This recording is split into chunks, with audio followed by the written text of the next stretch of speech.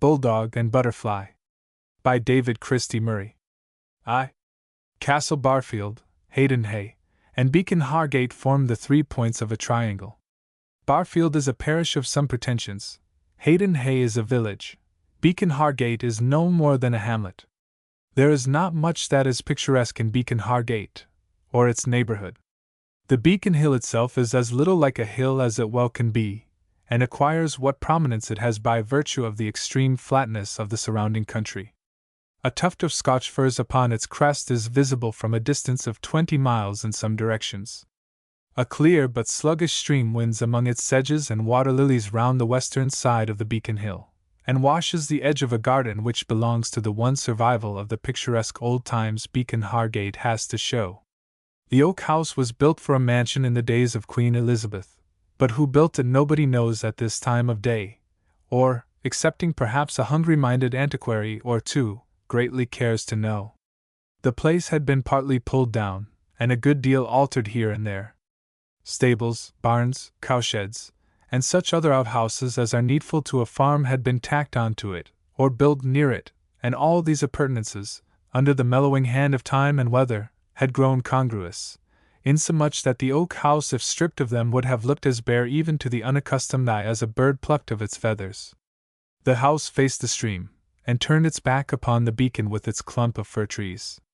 It had chimneys enough for a village, an extraordinary wealth of chimneys, twisted, fluted, castellated, stacked together in conclave or poised singly about the gables. The front of the house was crossed laterally and diagonally by great beams of black painted oak. The windows, which are full of diamond panes, were low-browed, deep-sunken, long, and shallow. The door had a porch, and this porch was covered with creepers. In summer-time climbing roses and honeysuckle bloomed there. The garden ran right up to the house, and touched it all round. The fragrant sweet william, nestling against the walls, looked as though it were a natural fringe. Without the faintest sense of primness, or even of orderliness, everything had an air of being precisely where it ought to be, and conveyed somehow a suggestion of having been there always. The house looked less as if it had been built than as if it had grown, and this feeling was heightened by the vegetable growth about it and upon it, the clinging ivy, the green houseleek, the purple and golden moss on the roofs and walls. In the course of its 300 years the oak house had stood long enough to be altogether reconciled to nature, and half absorbed by it. In 1850, which, though it seem a long while ago, is well within human memory, and for many years before, the oak house was tenanted by a farmer who bore the name of Fellows, a sturdy and dogmatic personage, who was loud at the table of the market ordinary once a week, and for the most part silent for the rest of his life at home. The grey mare was the better horse. Excepting within doors at the oak house, Fellows ruled the hamlet. There were no resident gentry. The clergyman was an absentee. The tiny church was used only as a chapel of ease, and Fellows was the wealthiest and most important personage for a mile or two. He was a little disposed to be noisy, and to bluster in his show of authority, and therefore fell all the more easily captive to his wife, who had a gift for the tranquil saying of unpleasant things which was reckoned quite phenomenal in Beacon Hargate. This formidable woman was ruled in turn by her daughter Bertha. Bertha, unless looked at through the eyes of susceptible young manhood, would by no means be pronounced formidable. She was country-bred and quite rustic, but there are refinements of rusticity, and for Beacon Hargate, Bertha was a lady. She would have been a lady anywhere according to her chances, for she was naturally sensitive to refining influences, and of a nature which, remembering how strong it was curiously tender. It was May, in the year 1850, mid-May, and the weather was precisely what mid-May weather ought to be, perfumed and softly fresh, with opposing hints of gaiety and languor in it. The birds were singing everywhere, a vocal storm, and the sheep, who can never express themselves as being satisfied in any weather, bleated disconsolately from the meadows. The clucking of fowls, the quacking of ducks, the very occasional grunt of some contented porker in the backward regions of the place, the stamp of a horse's foot, and the rattle of a chain in a manger-ring, sounds quite unmusical in themselves, blended with the birds singing, and the thick humming of the bees, into an actual music in which no note was discordant. The day was without a cloud, and the soft light was diffused everywhere on a skyey haze of whitish blue. In this positively delightful weather, Bertha stood with folded hands in the porch of the oak house, the floor and the far wall of the kitchen behind her patched with gleams of red and brown light, like the central figure of a picture framed in live green. She was pretty enough to be pleasant to look at, but her charms were mainly the growth of tranquil good temper and sound sense. Broad brow, gray eyes, resolute little chin, the mouth the best feature of the face, her expression thoughtful, serene, and self-possessed, the gray eyes a trifle inclined to dream wide awake, hair of no particular color, but golden in the sunlight. She stood leaning sideways, with one shoulder touching the trellis work of the porch, and one pretty little foot crossed over the other, her head poised sideways and nestled into the ivy. She was looking far away, seeing nothing, and her folded hands drooped before her. A bridge, with a handrail on either side of it, crossed the stream and led from a meadow path to the garden. This meadow path was hidden, partly by the garden wall, and partly by the growth of alder and pollard at the side of the stream, and a man came marching along it, unobserved. Before he reached the bridge he brought his footsteps to a sudden halt, and sent a glance towards the porch. Seeing the girl there, sunk in daydreams, he slipped back into the shelter of the withies and took a good long look at her. Twice or thrice, though his feet did not quit the ground, he made a faint movement to go on again, and at length, after 2 or 3 minutes of indecision, he walked briskly to the foot of the bridge, threw open the little gate at the end of it, and suffering it to fall with a clanking noise behind him, tramped across the hollow resounding boards. At this sudden break upon the rural stillness, for, in spite of the chorus of the birds and the farmyard noises which mingled with it, the general effect was somehow of stillness and solitude, the girl looked round at the newcomer, drew herself up from her lounging attitude, placed her hands behind her and there refolded them, and stood waiting, with an added flush of color on her cheek. The newcomer strode along in a kind of awkward resoluteness, looking straight at the girl with a glance which appeared to embarrass her a little, though she returned it frankly enough. "Here I am, you see," said the newcomer, halting before her. He was tallish, well-made, and of middle age. His expression was a trifle dogged, and for a man who came love-making he looked less prepossessing than he himself might have wished. "Good afternoon, Mr. Thistlewood," said the girl, in a tone which a sensitive man might have thought purposely defensive. "Is it yes or no today, Bertha?" asked Mr. Thistlewood. "It has always been no," she answered, looking down. "Oh," he answered, "I'm perfectly well aware of that. It always has been no up till now, but that's no reason why it should be no today. And if it's no today, that's no reason why it should be no again this day 3 months. Maids change their minds, my dear." "It is a pity you should waste your time, Mr. Thistlewood," said Bertha, still looking down. "As for wasting my time," returned John Thistlewood, "that's a thing as few can charge me with as a general rule. And in this particular case, you see, I can't help myself. The day I see you married I shall make up my mind to leave you alone until such time as you might happen to be a widow, and if that should come to pass I should reckon myself free to come again." "It has always been no," said Bertha. "It is no today. It will always be no." The words in themselves were sufficiently decisive, and the voice, though it had something soft and regretful in it, sounded almost as final as the words. "Let's look at it a bit, my dear," said John Thistlewood, grasping in both hands the thick walking stick he carried, and pressing it firmly against his thighs as he leaned a little forward and looked down upon her. "Why is it no? And if it's no again today, why is it always going to be no?" "I like you very well, Mr. Thistlewood," she answered, looking up at him, "but I don't like you in a marrying way, and I never shall." "As for never shall," said he, "that remains to be seen."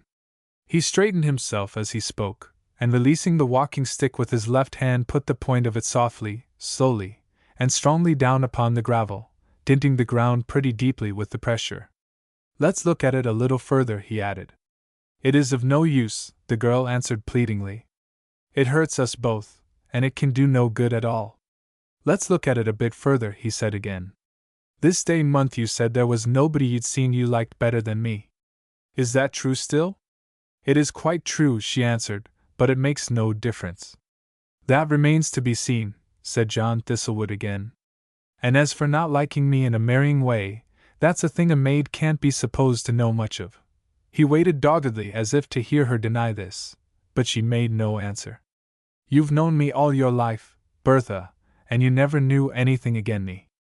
Never, she said, almost eagerly. I'm well-to-do, he went on stolidly, but with all his force, as if he were pushing against a wall too heavy to be moved by any pressure he could bring to bear against it, and yet was resolute to have it down. I'm not too old to be a reasonable match for a maid of your years. You've had my heart this 5 years I waited to afore I spoke at all there's a many, not that I speak it in a bragging way, as would be willing enough to have me. It's a pity you can't take a fancy to one of them, she said, with perfect simplicity and good faith. Perhaps it is, answered Thistlewood, with a dogged sigh, but be that as it may, I can't and shan't. Where my fancy lies it stays. I didn't give my heart away to take it back again. You'll wed me yet, Bertha, and when you do you'll be surprised to think you didn't do it long before. At this point the voice of a third person broke in upon the colloquy. That caps all, said the voice. There's Mr. Forbes, the Scotch gardener at my Lord Barfield's, tells me of a lad in his parts as prayed the Lord for a good con's aid of himself. That's a prayer as you'll never find occasion to offer, John Thistlewood. Maybe not, Mrs. Fellows, answered Thistlewood, addressing the owner of the voice, who remained invisible, but I wasn't speaking in a braggart way. No, no, returned the still invisible intruder. Wast humble enough about it, doubtless. You am bound to take a man's own word about his own feelings. Who is to know if he doesn't? Just so, said Thistlewood, with great dryness. He appeared to be little if at all disturbed by the interruption, but Bertha was blushing like a peony. I sat quiet, said the girl's mother, leisurely walking round the door with a half-finished grey worsted stocking depending from the knitting needle she carried in both hands. I sat quiet so as not to be a disturbance. It's you for making love to a maid, I must allow, John. The girl ran into the house and disappeared from view. It's me for speaking my mind, at least, ma'am, returned John, with unaltered tranquil doggedness. Ah, responded the farmer's wife, you're like a good many more of 'em. You'd sooner not have what you want than go the right way to get it. Thistlewood digested this in silence, and Mrs. Fellows set the knitting needles flashing. I've always fancied, he said in a little while, as I had your goodwill in the matter. You've got my goodwill, in a way to be sure, said the old woman. You'd mek the gel a goodish husband if her could find a fancy for you, but the fancy's everything, don't you see, John? I'm not above taking advice, Mrs. Fellows, said Thistlewood, digging at the gravel with his walking stick. Will you be so good as to tell me where I'm wrong? There's one particular as you're wrong in, returned Mrs.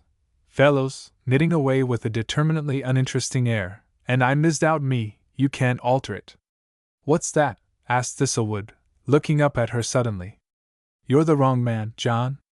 That remains to be seen, he answered, with the same dogged patience as before.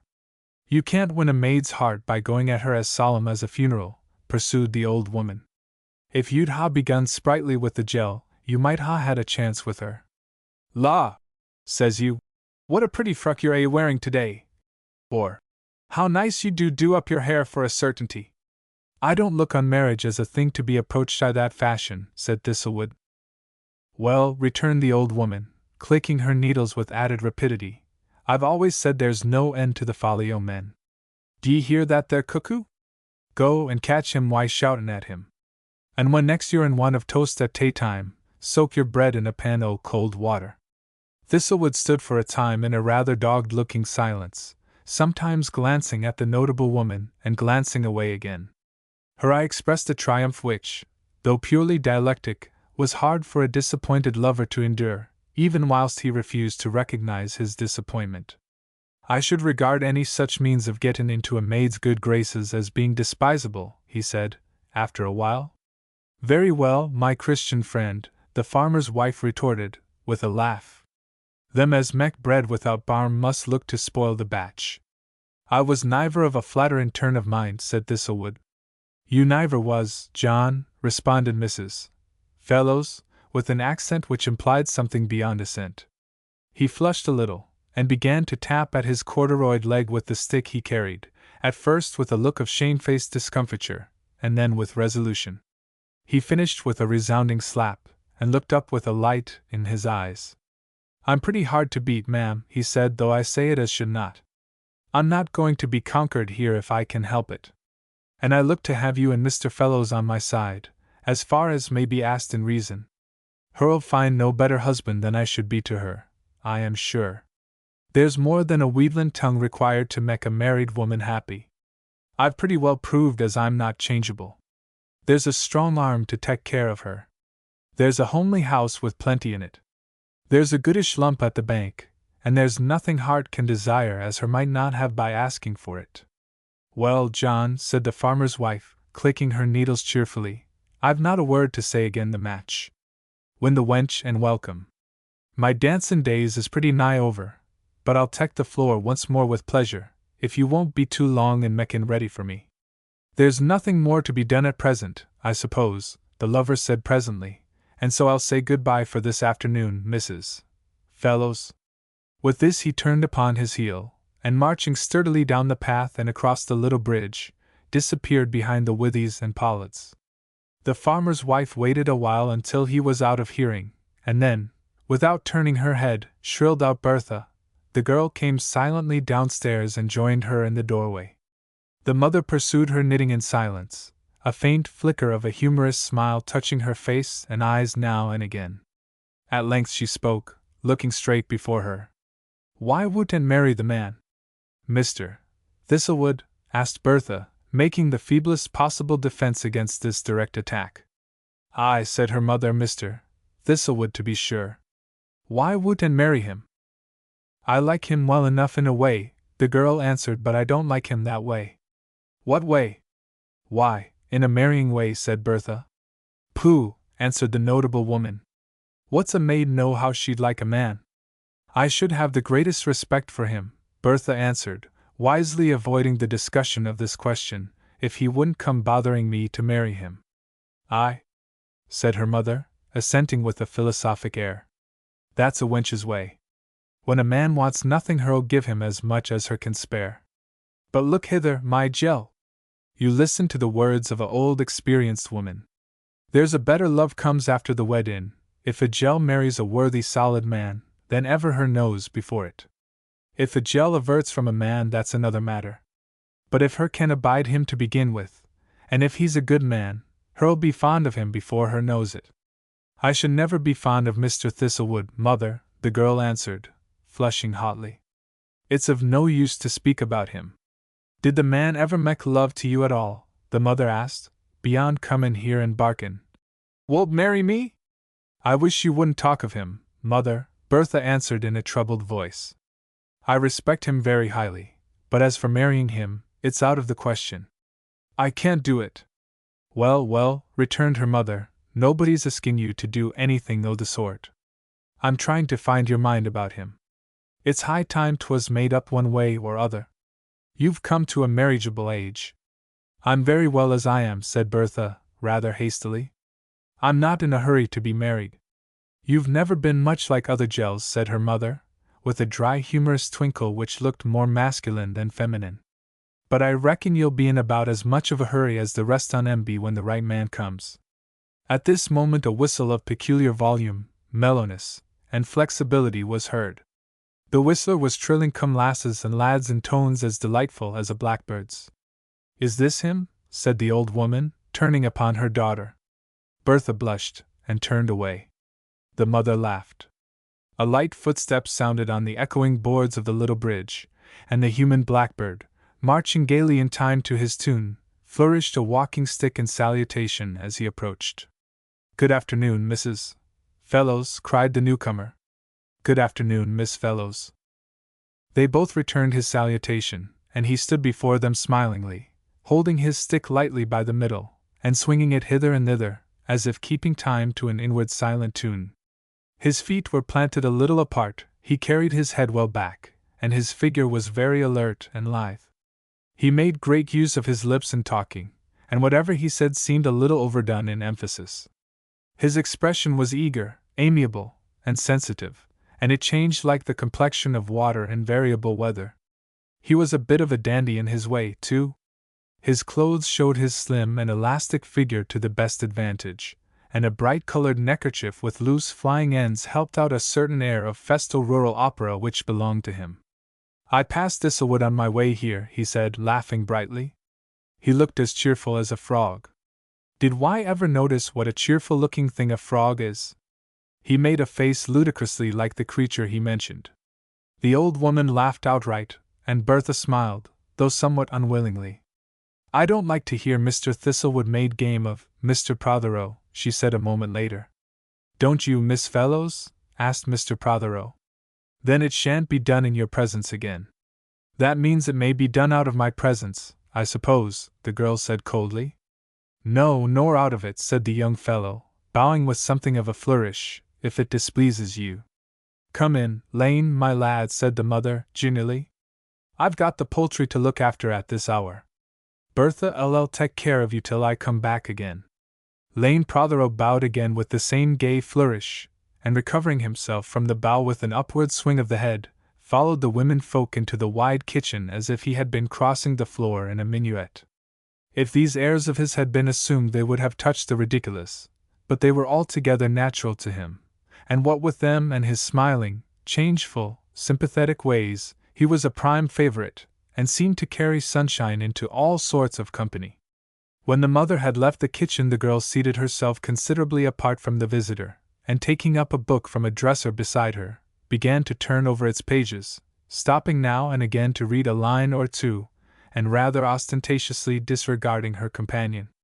He sat in silence, regarding her with a grave face for a minute or thereabouts, and then, rising, crossed the room and placed himself beside her, bending over her, with one hand resting on the dresser. She did not look up in answer to this movement, but bent her head even a little more than before above the book. "I'm glad to be left alone with you for a minute, Miss Fellows," he began gently, and with a faint tremor and hesitation in his voice, "because I've something very special and particular to say to you." There he paused, and Bertha, with a slight cough, which was a trifle too casual and unembarrassed to be real, said, "Indeed, Mr. Prothero?" and kept her eyes upon the book. "They say a girl always knows," he went on, "and if that's true you know already what I want to say." He paused, but if he expected any help from her in the way either of assent or denial, he was disappointed. He stooped a little lower and touched her hand with a gentle timidity, but she at once withdrew it. "You know I love you, Bertha? You know you're dearer to me than all the whole wide world beside?" Still Bertha said nothing, but the hand that turned the leaves of the book trembled perceptibly. "I've come to ask you if you'll be my wife, dear. If you'll let me make you my lifelong care and joy, my darling. You don't guess how much I love you. You don't know how much your answer means to me." The girl rose, and carrying the book with her, walked to the kitchen window and looked out upon the garden, the river, and the fields, without seeing anything. She was evidently agitated, and did not find an answer easily. Lane followed her, and when for a moment she dared to look up at him, she encountered a look so tender, anxious, and ardent that she lowered her eyes in quick confusion. He seized her hand, and for a brief instant she let it rest in his. "Speak to me," he murmured, caressingly and pleadingly. "Tell me." "I don't understand you, Mr. Prothero," the girl said pantingly. "Not understand me, dear?" he whispered. "I am asking you to be my wife." "I understand that," she answered, drawing herself away from him, and speaking with difficulty. "It is you I don't understand." "You, yourself?" "Tell me how, darling," he said softly. "You tell me," she said, lifting a pale and agitated face, "that I can't guess how much my answer means to you. But you come here whistling and dancing, as you always come, as if you hadn't a care upon your mind." "Don't make that a reproach against me, dear," said he. "Why, it was just the thought of you made me so happy." She looked up at him with an expression of doubt and pain, and as their eyes met he caught one of her hands in both his, and held it. "Dear Bertha," he said, with a sudden moisture in his eyes, "there is nobody so good. There is nobody so lovely." She drew away from him again, though some sort of electric influence seemed to come out of him, and draw her strongly to him. "I must wait," she said. I don't know you well enough. I don't understand you. You are too light. You are too careless. I don't know how far I can believe you. Oh, he cried, believe me altogether, dear. I love you with all my heart and soul. She moved to the middle of the room, and sheltered herself behind a table which stood there. I hardly know whether you have a heart, she answered then. You fancy you feel all you say, she added quickly. You feel it for the minute. He stood at the other side of the table with brows suddenly grown gloomy. I shall feel it all my life, he said. It's the one thing I've ever been in earnest about. I never thought I should feel as I do. If you like to wait, dear, before answering me, I'll wait just as long as ever you please. His gloom was gone, and he was all eagerness and vivacity again. There's nothing I won't do for your asking. I'll cure every fault I've got. I'll be everything you'd like to have me. Try me, darling. Wait and see. But give me only just a little bit of hope. Don't send me away quite hungry. Tell me you care for me just a little, not as I care for you. I don't expect that. It doesn't stand to reason yet a while you should. There she shot one swift glance at him, averting her gaze at once. I won't say I don't like you, she answered with a candor half rustic, half characteristic of herself, but I won't answer yes or no just yet. Very well, dear, he answered tenderly. You shall have time to know if I'm in earnest, or if I've taken nothing more than a passing fancy. Shall I ask you again this day 6 months? I won't promise you an answer then, she said. I will answer you when I am certain. You could care for me, then, he urged her, if you were only quite sure I loved you, and always would love you. Why, Bertha, I'd put my hand in that fire to save you from a finger ache. I'd jump into the wheel there if I thought I could make you happy by doing it. I'd live my whole life your servant for a smile a year. His eyes flashed or moistened with every phrase, his gestures were superabundant and intense, and his voice was genuinely tender and impassioned. His ardent eyes and voice thrilled the girl, and yet she doubted him. There was a fear in her mind which she could not shake away. People in Beacon Hargate were not rich in opportunities for the study of the acted drama, but Bertha had seen a play or two in the great town hard by, and Lane looked and talked rather too much like a stage lover to her mind.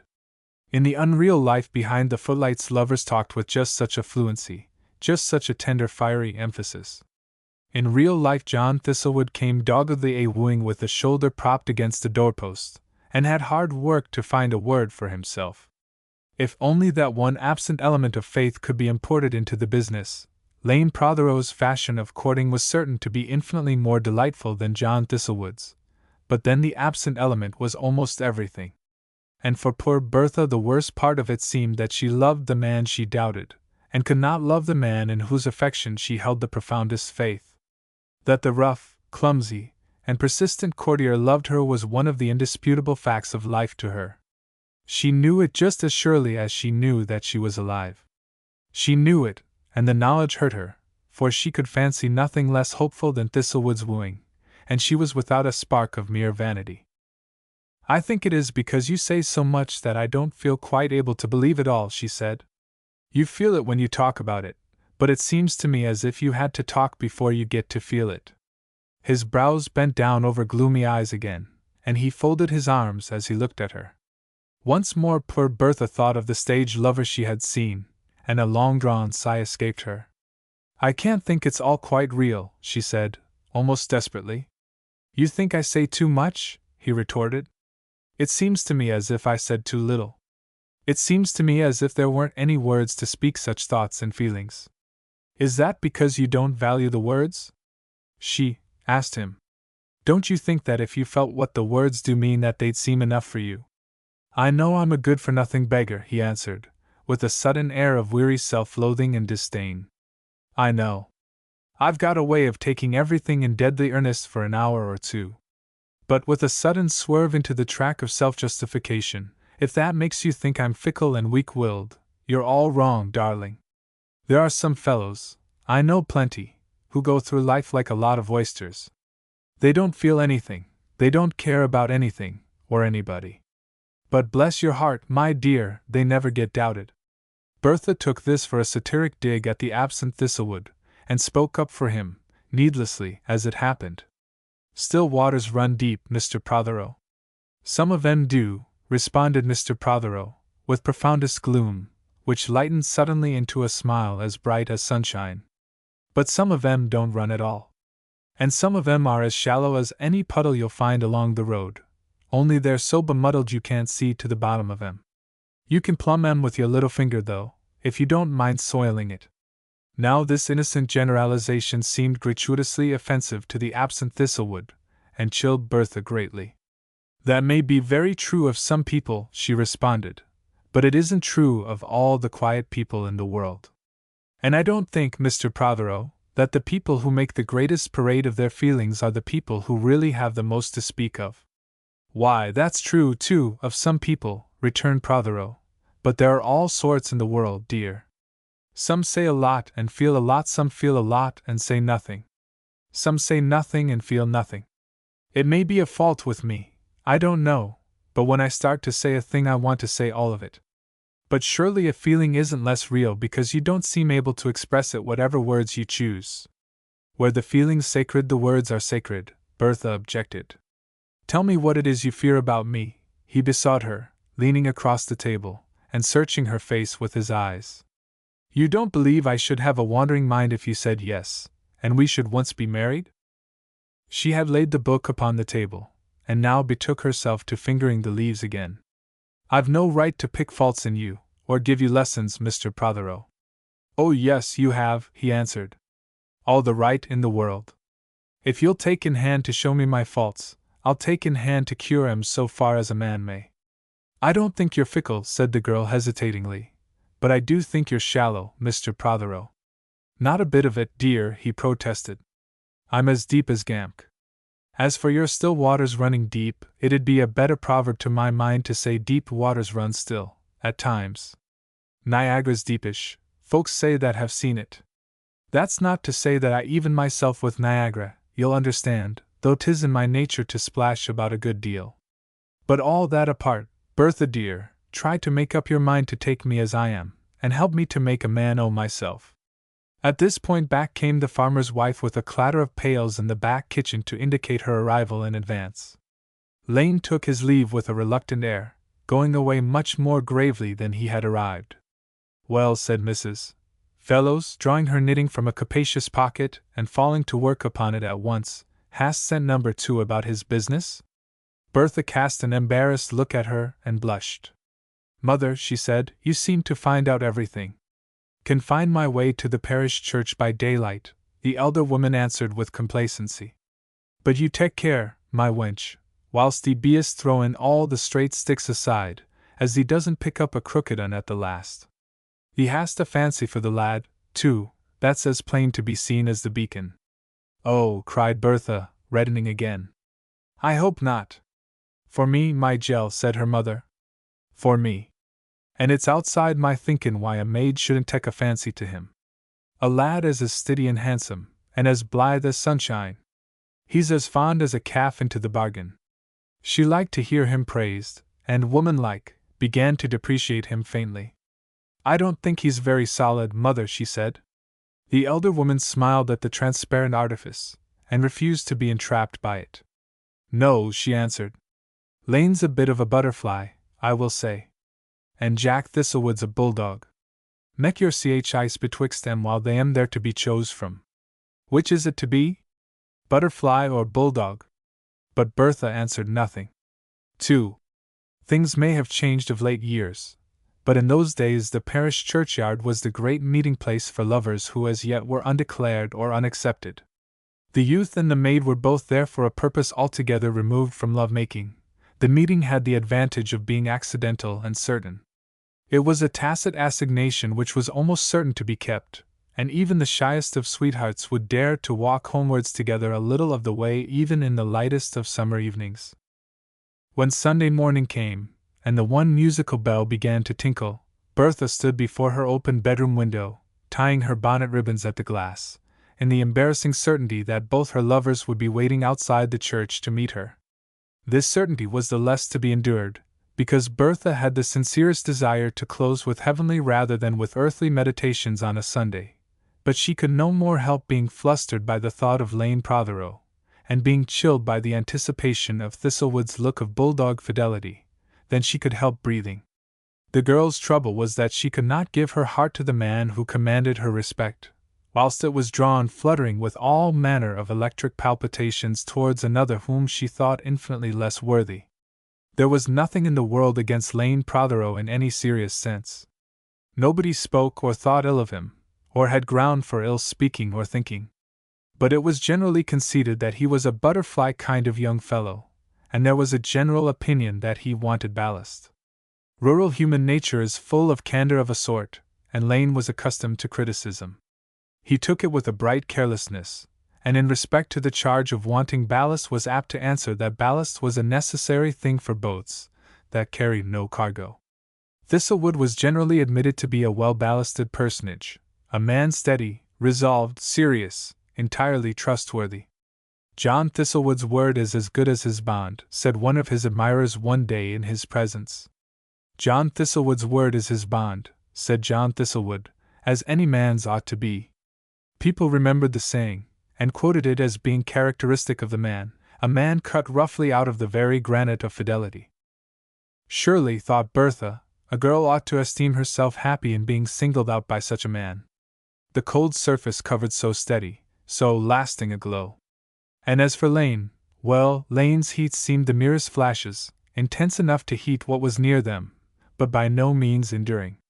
There was danger that anything which was of a nature to keep on burning might catch fire at him, and when well lit might find that the creating heat had gone out, or had withdrawn itself. She knew herself, by instinct, faithful to the core, and if once she consented to love the man, she would have to go on doing it. That looked likely to be terrible, and she fought against herself continually. And she not only tried not to love the butterfly, but had tried her loyal hardest to love the bulldog. The last chance of success in the second enterprise went out finally when Thistlewood had once so far conquered his clumsy reticence of manner as actually to put his arm about her waist. Then every fibre of her body cried out against him, and she escaped him, shivering and thrilling with a repulsion so strong that it seemed like a crime to her. How dared she feel the touch of so estimable a man to be so hateful? But from that moment the thing was settled beyond a doubt. She could respect John Thistlewood, she could admire the solidity and faithfulness of his character, but marry him? That was asking for more than nature could agree to. If Lane had only resembled John a little, there was a glow of certainty called up by that fancy which might have been altogether delicious had the fancy been well grounded. If John had only been a little more like Lane, she was hardly so sure. Obviously, John was not the man for this girl to warm her heart at. The worst of it was that he would never find or look for another girl, and his long courtship, though it could never endear him, or even make him tolerable as a lover, served at least to have established a sort of claim upon her.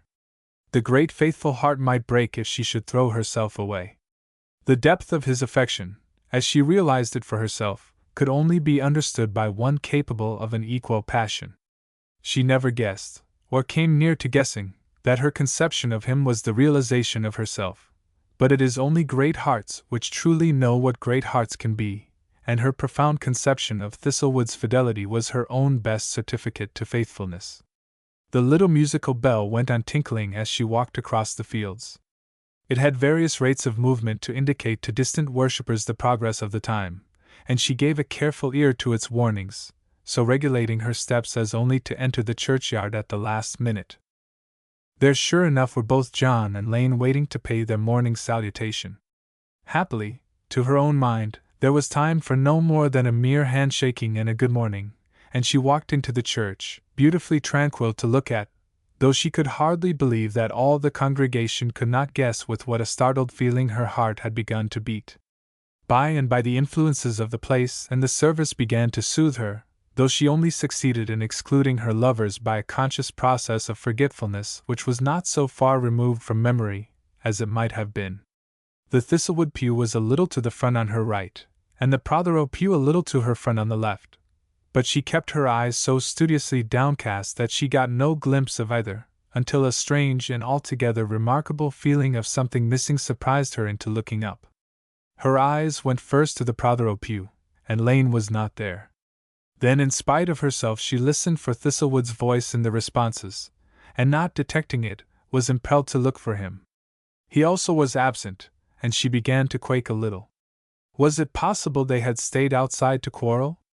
This fear would have been sufficiently serious at any time, but on a Sunday, during church hours, it magnified itself, which fact is in itself enough to prove that though the idea perturbed her, she foresaw no very terrible consequences. It would be hateful to be quarreled over, but both the combatants, if combatants they were to be, would respect her too much to proceed to extremities, and thereby make the quarrel public, and her a target for all tongues. John and Lane had met in the churchyard pretty early, and whilst there were friends to greet, and to pass the time of day with, things went smoothly enough. But as the churchgoers filed by ones and twos into the building, each began to be aware of a solitude which was peopled only by the disagreeable presence of the other. John, ostentatiously disregardful of his adversary, planted himself at the gate, so as to be before him in his greeting.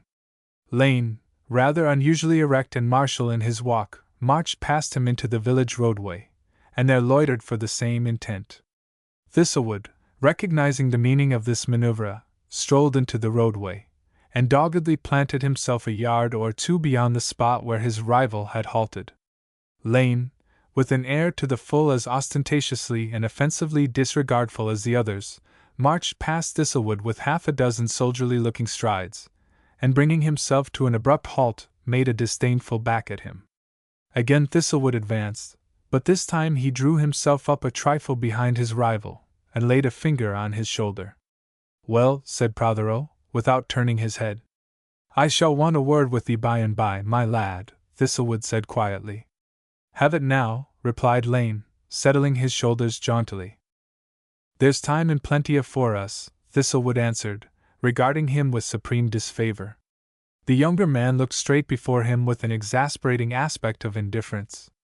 "When you like," he said. "Very well," replied Thistlewood.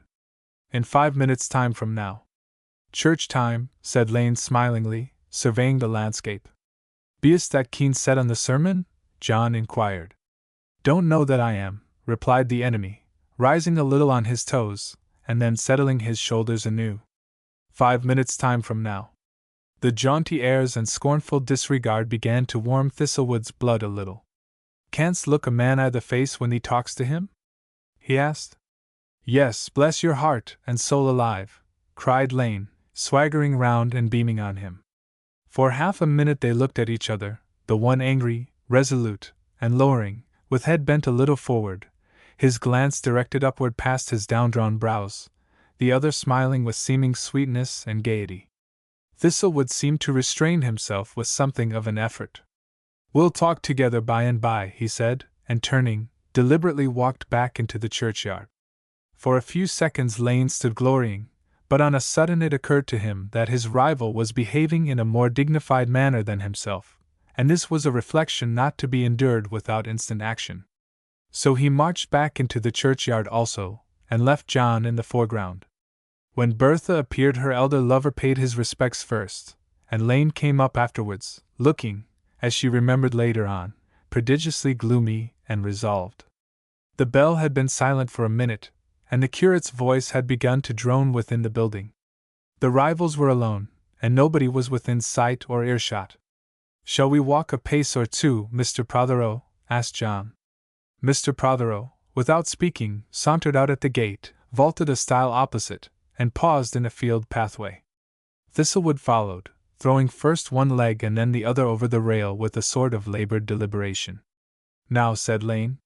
"We'll walk on a little bit," answered Thistlewood, and there was silence for a minute or two as they strode along the grass. Then, when they had reached the shelter of a little copse which hid them from the whole landscape on the church side, John said, "Now," in turn, and the two halted. Each was paler than common by this time, and Lane's eyes sparkled, whilst the others burned steady with resentment. "'Twixt man and man as is willing to come to understand one another, Mr. Prothero," said Thistlewood, "a very few words suffices. I'll have thee nor no man else poaching on my manor." "Well," Lane answered, "if ever I should arrive at owning a manor, I'd say the same." but I'd be sure of my title deeds afore I took to warning other men off the ground. Let's talk plain English, said John, apparently quite untouched by this rejoinder. With all my heart, said his rival, the plainer the better. I find you very much on my way, Thistlewood began ponderously. I don't find you a little bit in mine, Lane answered. You talk to sting, said Thistlewood, with dull dignity. I want to talk so as to be understood. I find you very much on my way, as I was saying, and I won't have you there. No? No! And how do you mean to set about getting rid of me? I've set about harder jobs than that in my time, lad. Like enough. But how do you mean to set about this one? All in good time, said Thistlewood. Shast find out speedily. Show me now, said Lane. A breach of the peace seemed imminent, but afore thee and me comes to that, the elder answered, I want thee to have fair warning. It's unbecoming in a man to brawl over the maid he wants to marry. I'm a man as never changed nor halted nor turned aside from anything he set his mind upon. I've been courtin' Miss Fellows now this 3 year. It stands to reason as a frivolous young chap like you can mek no count of how a man feels, or of what a man you'd do in a like case. That stands to reason, does it? It stands to reason, answered Thistlewood. I suppose it stands to reason likewise that I am to stand to one side, and leave the road clear after this? It'd be the wisest thing you ever did. Well, now, Thistlewood, you'll please understand that, for all so frivolous as I may be, I'm hardly that easy to be swayed. As for who has a right on the ground, it's a mere piece of impudence to talk about it. That's neither for me nor you to choose. If ever I get straight, no, I'll go, but I'll have it before I go, for that's a man's bounden duty to himself. Understand thyself as being warned away, said Thistlewood. Understand thy warning as being laughed at, answered Lane. You talk plain English? So will I. You've got the wrong pig by the ear. You're no better than a dog in the manger. You've always been spoken of up till now as a man to play fair, but now it strikes me you play very far from fair, and cut a poor figure.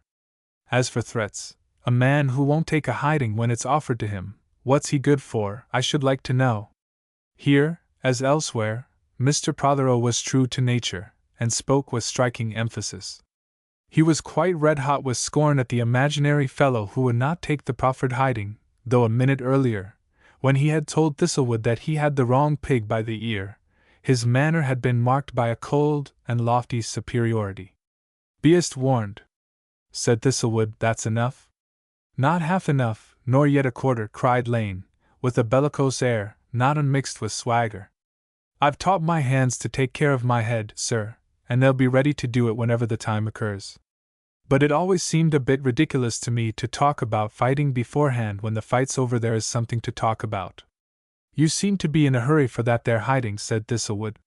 Hurry's no word for it, the younger man responded, with cheerful alacrity. Very well, said the elder, taking off his hat and bestowing it carefully upon the grass, shast have it. Lane, for his part, threw down his hat, flourished his coat off, dropped it behind him, rolled up his sleeves, and waited whilst Thistlewood made his preparations more slowly.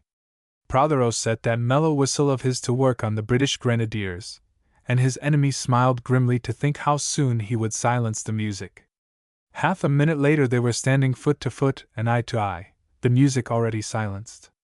It would have been difficult from the mere aspect of the men to say on which side the advantage lay.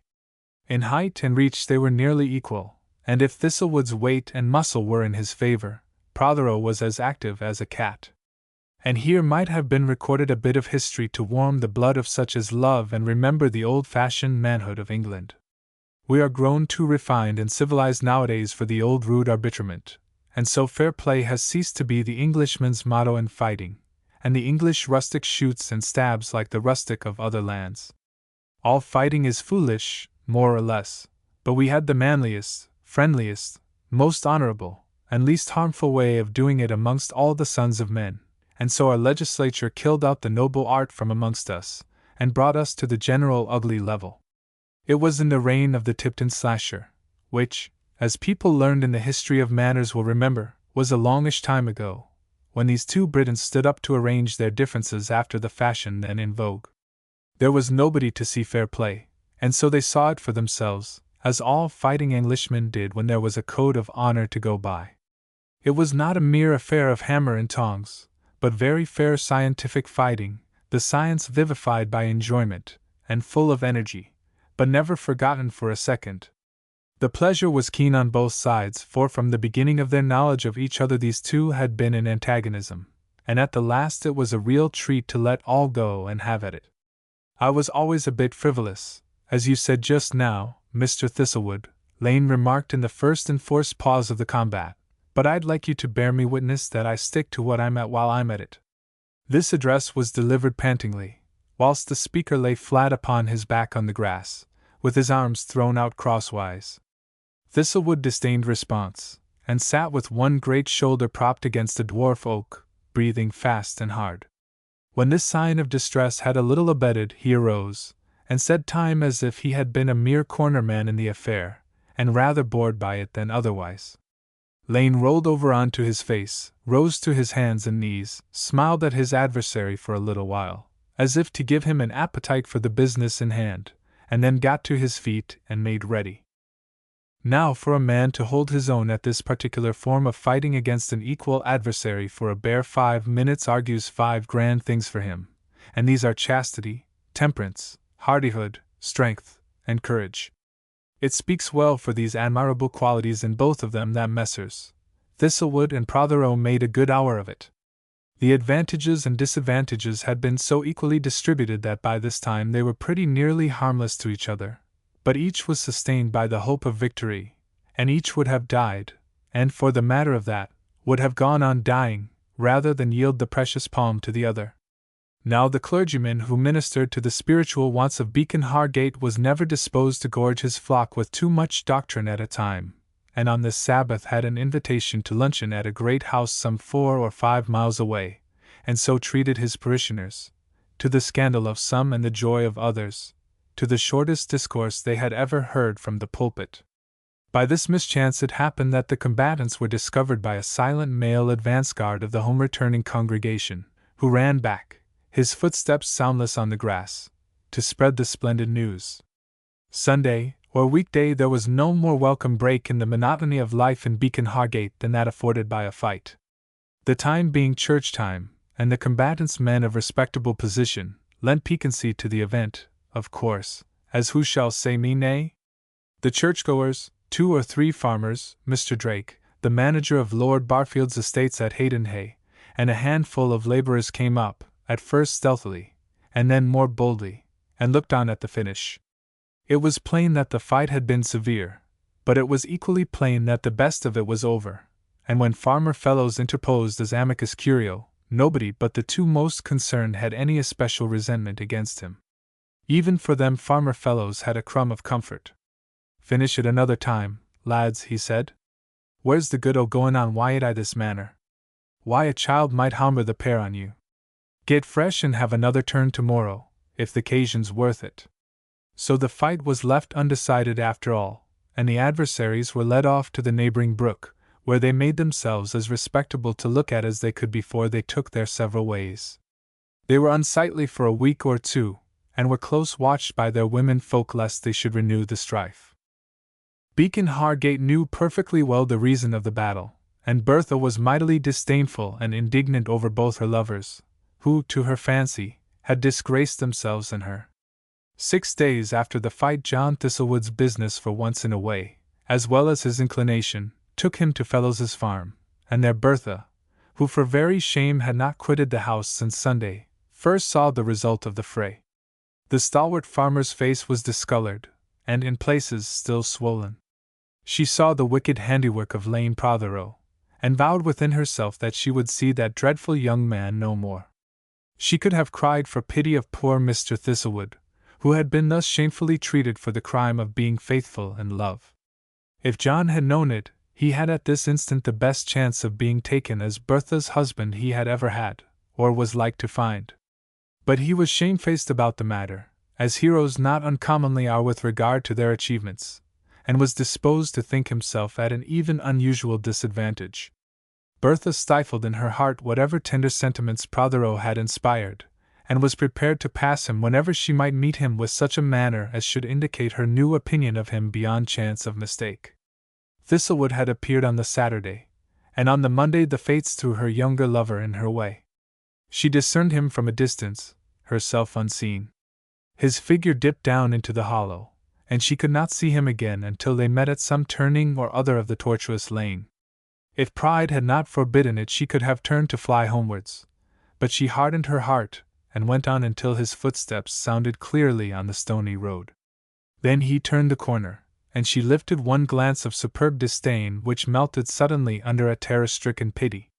For this hero was worse battered than number one had been, and one of those eyes, which had used to be so expressive and eloquent, was decorated by a shade. "Oh, Lane!" cried the girl, clasping her hands, and turning white with pity. "Did I frighten you, my dear?" said Lane. "It's nothing. It'll all be right in a day or two." "I hope so," she answered, recovering herself, and seizing on principle before it made away forever.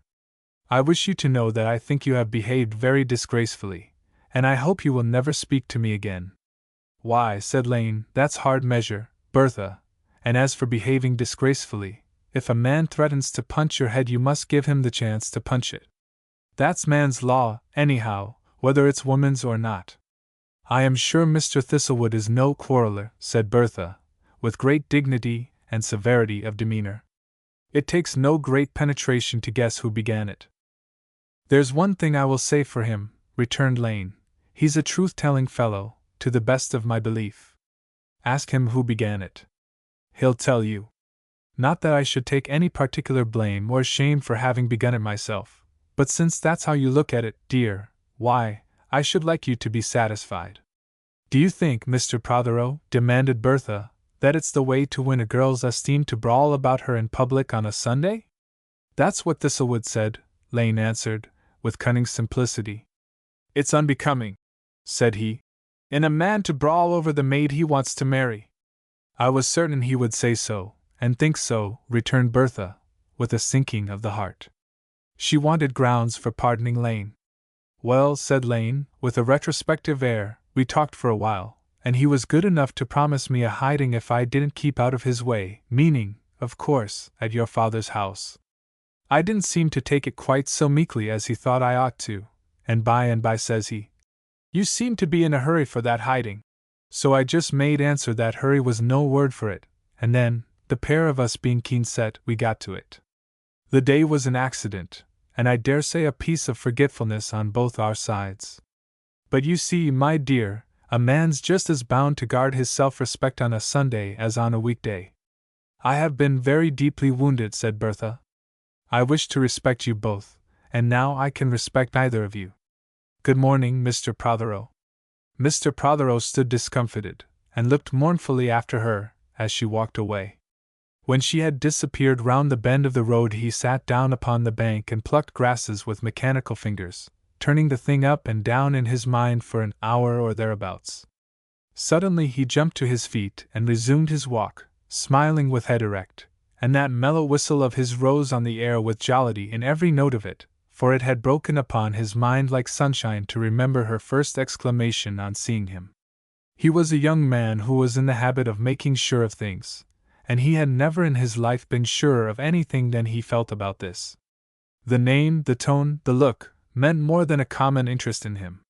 She had called him Lane for the first time in his life. She had clasped her hands, and turned pale at the sight of him. All this meant victory for his dearest hopes, and so he leapt to his feet, and marched off whistling like the throstle. 3. Bertha pursued her way along the tortuous bridle path with thoughts which resembled the way she traveled. Like the road, her fancy seemed to turn back upon itself pretty often, and yet in the main it held in the same direction.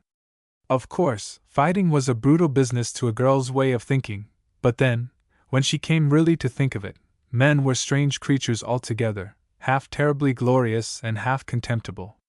Lane had endured all these injuries simply and merely because he loved her. She could have no conception of the possibilities of masculine joy in a fight for its own sake, or of the masculine sense of honor which compelled the meeting of a challenge halfway. Of course it was mightily unpleasant to be talked about, as the heroine of such a business. The village tongues had been busy, and would never altogether stop wagging for the remainder of her lifetime. The influence of long years of respect for Thistlewood seemed to turn her mental steps backward now and then. That so quiet and retired a man, and so little given to proclaiming himself, should have made the most sacred wishes of his heart a matter of common gossip was understandable only on one hypothesis. His love and his despair carried him out of himself. That, of course, was a daring thing for any girl to think, but then Bertha was bound to find reasons. Mainly, her mind was occupied in the reconstruction of her previous belief about Lane Prothero. He also, it would seem, had manly qualities in him, could stand up to be beaten in the cause of the woman he loved. The blows hurt her so, in the mere fancy of them, that she more than once put up her hands to her face to guard it. By the time she had accomplished her errand, and was on the way back to her father's farmhouse, she was all tenderness and forgiveness and admiration for the newly revealed Lane. But then, as the fates would have it, just as she began to think of her cruelty to him, and of the terribly low spirits into which she must have thrown him, the familiar jocund whistle broke upon her ears, and when she stood still in a dreary amaze at this, she could hear the steps of the lover, who ought to have been altogether lovelorn, marching along in something very like a dance in time to his own music. What was one to think of such a man? She was back in a moment to her old opinion of him. No rooted feeling in him, no solidity, nothing to be sure of. She made haste home, and there shut herself in her own room and cried. Her mother walked upstairs, and finding the girl thus mournfully engaged, sat down tranquilly beside her and produced her knitting. The click of the needles had an effect of commonplace which helped to restore Bertha to her self-possession, and in a little time her tears ceased, and moving to the window she stood there looking out upon the landscape.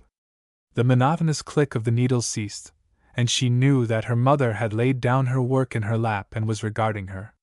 She turned, with a ghost of a smile. "You're thinkin', no doubt, as you're full o' trouble, my wench," began the mother, "and it's no manner o' use in talkin' to young folks to try and mek out as a thing as pains don't hurt.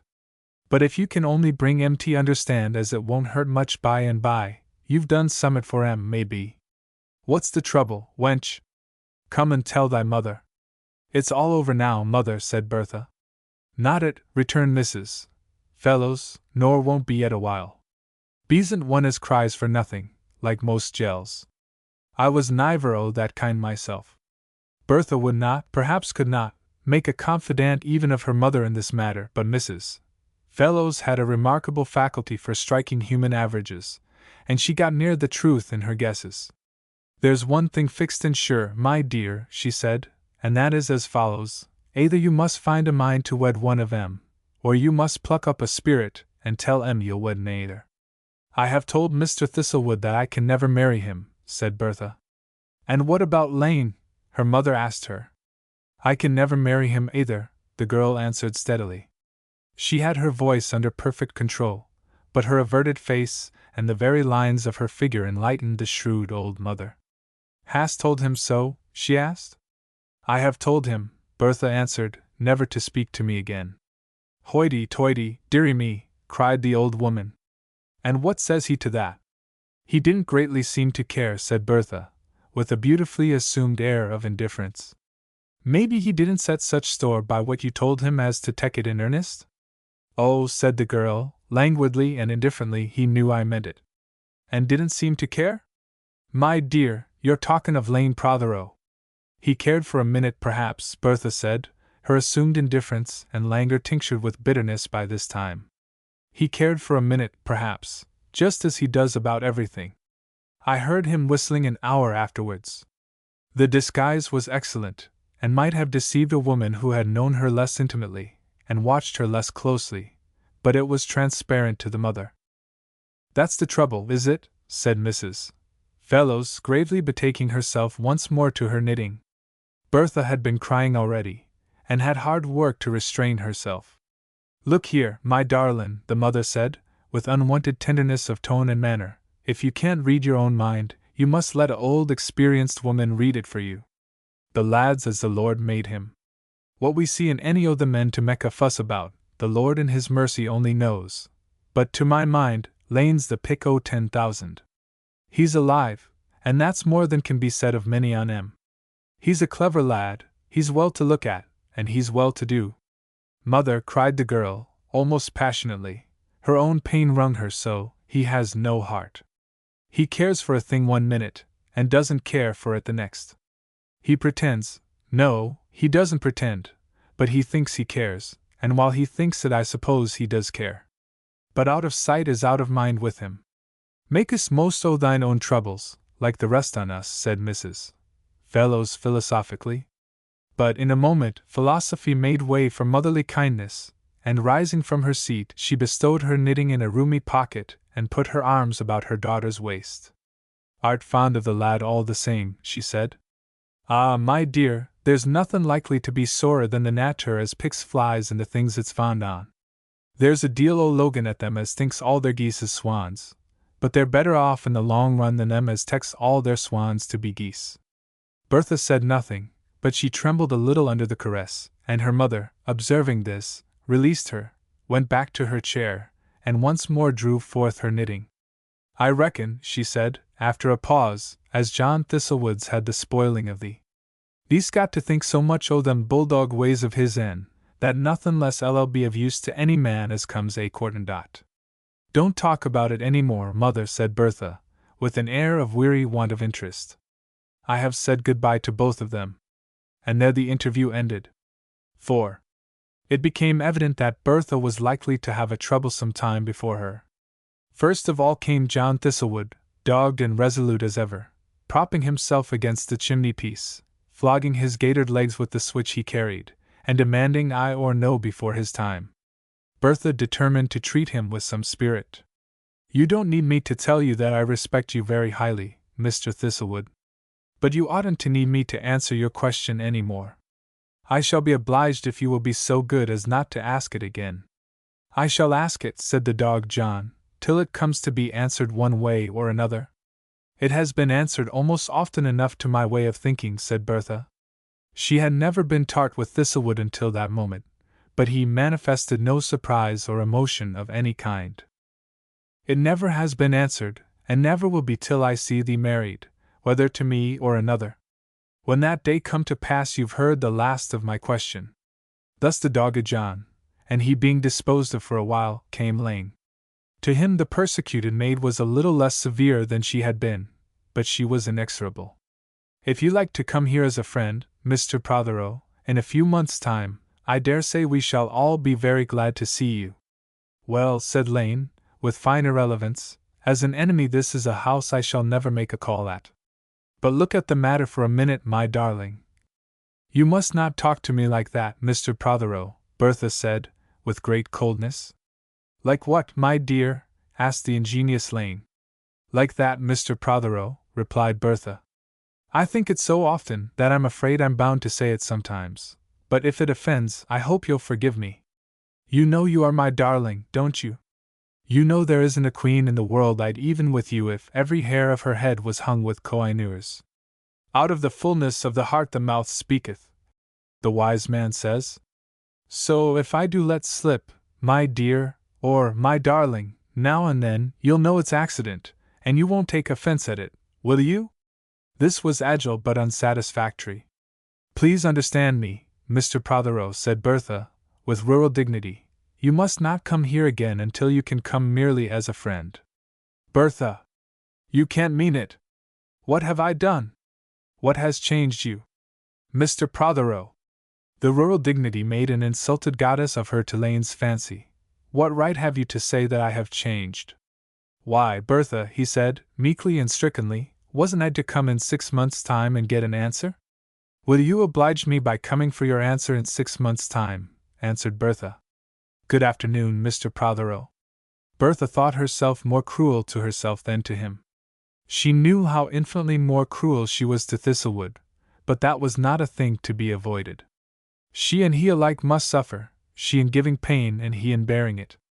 Bertha's heart ached over Lane, and the bitterness of it was to know that in a week or two the butterfly nature would have ceased to care. He was hotly in love today, no doubt, but he would be out of love tomorrow, may be, and in a month or two hotly in love again elsewhere. On the Sunday following these interviews, Dog John was at church, and the butterfly Prothero also. Thistlewood looked as he always looked, rudely healthy, and a masterpiece of masterfulness and sullen perseverance and resolve.